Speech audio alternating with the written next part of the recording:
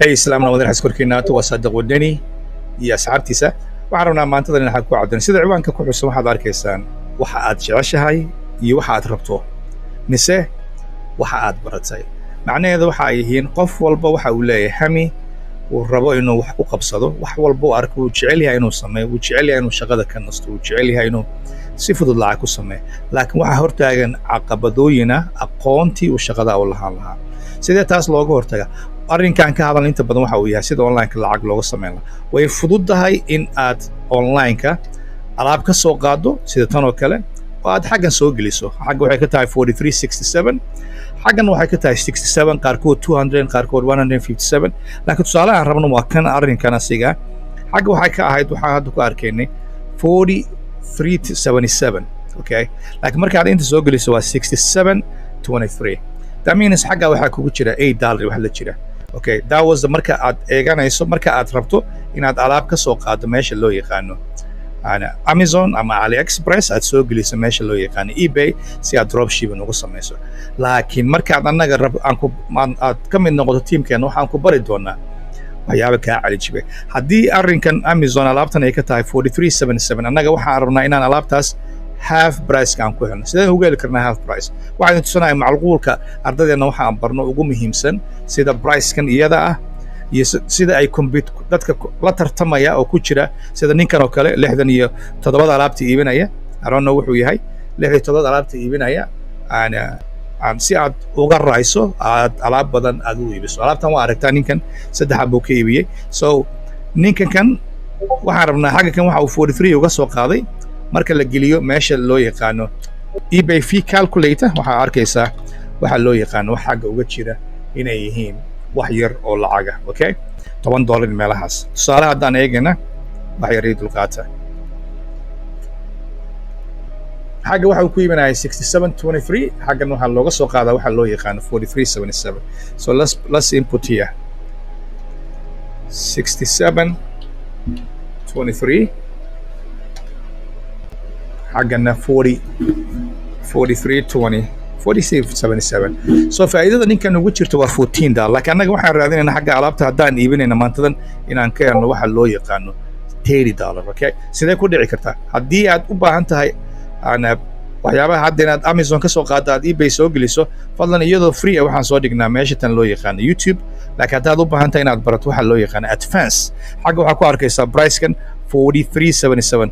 bal eeg waxaan ku samayn doono iyo waxaan ka qaban doono price kan, okay? Waa advance course ardadeena waxaan barno. Waxaan ku dhuftay xagga kan waxaan leeyahay alaabta ku dar. Marka xagga timaadid alaabta waatan waxaan leenahay check out wili 43 ay taagan tahay.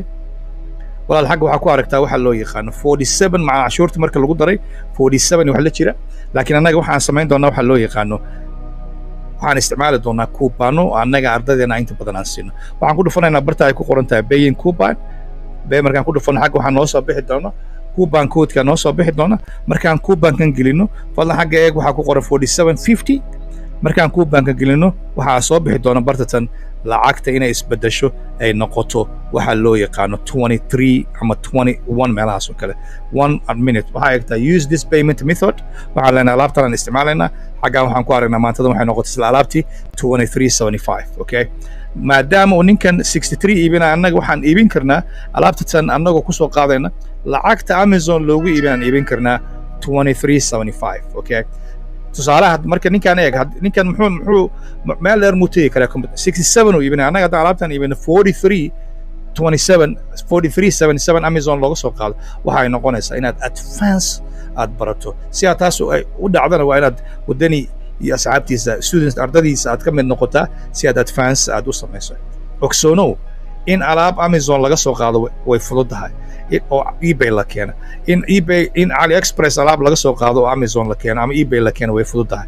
Laakiin sida discountiga noocan oo kale ah aad ku hesho 2377 alaab ahaan jirtay waxa loo yaqaano $43 alaab ahaan jirtay 43. haddaad u baahan tahay inaad 23 ku hesho waa inaad aqoonteeda aad barataa aad ka soo qayb gashaa xagga kan loo yaqaano Wadani Group iyo asxaabtiisa, okay?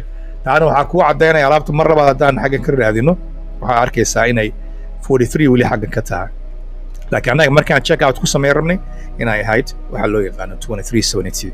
okay weli waatan alaabtii 4377 okay weli inta 4377 bay ka tahay ana s numberkayga waa arkaysa xaq ku qoran laakiin anaga markaan inta ka sameynay alaabtii waatan waxaan ka dhignay 2375 sababtoo waxaan isticmaalnay wax loo yaqaano coupon code okay waa inaad taqaanaa waa inaad barataa sidaad waxaan ku samayn lahayd drop shipping basic ma waxaan dadka waxaan baraynaa advanced lacag ku samayn lahayd is easy method one by one aan ku tusinaynaa ogsoonow qof walba waa awoodaa inuu Amazon tago alaab ka soo qaado qof walba waa awoodaa inuu Amazon tago alaabtan ka soo qaado okay laakiin qof walba ma awoodo sida uu discount-yada noocaas ku heli lahaa oo competitorkiisa u garaaci lahaa alaabtan 4377 haddaan ku iibino meesha loo yaqaano eBay 4377 haddaan ku iibino meesha loo yaqaano eBay oo alaabtan aan ku soo qaadno sida hadda xaga ku cad waatan alaabta oo arkaysaa